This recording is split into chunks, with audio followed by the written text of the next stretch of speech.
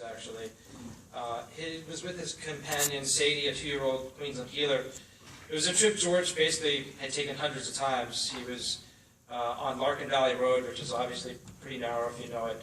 A deer jumped out in front of his car, just a harrowing experience in and of itself. The vehicle swerved and flew down over a cliff, landing behind a patch of brush.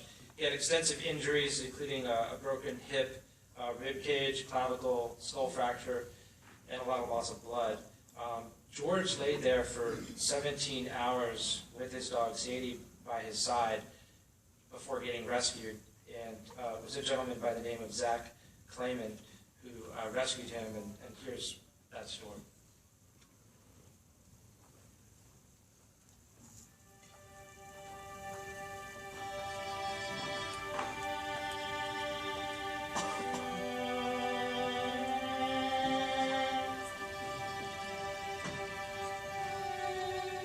I was on my way to work one morning, and just normal day, came across just something white out of the corner of my eyes. Like, it just didn't seem right. I don't know, feeling like I just didn't feel right at all.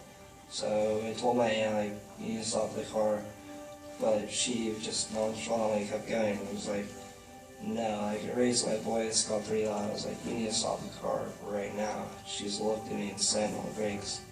And I hopped out of the car, started running all the way up the hill, and I just remember screaming, like, is everybody okay? Because, like, I already knew, like, there's something wrong.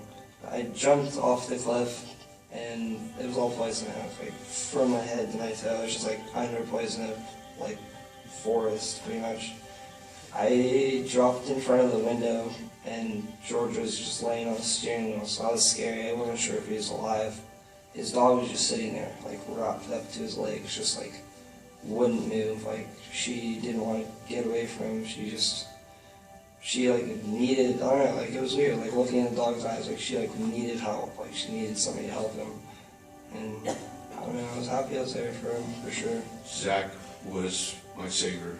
If it wasn't for him, they told my son that my kidneys were shutting down, my body was starting to shut down. I would have made 2 more hours.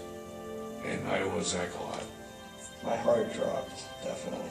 Just like, it was a pretty big deal to see him okay, and with his family, and that was a good feeling, It was definitely a big moment, because I was too scared to call the hospital and see if he was alive, because that would have messed me up big time. When he went home, he cried every night for me because he thought I was going to die in the hospital.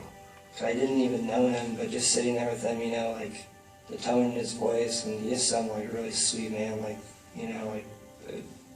it was sad, and I just couldn't call the hospital. I didn't want to do it because I didn't want to face that, I haven't told anybody this yet, but I almost didn't tell her to stop, so that's what gets me every day.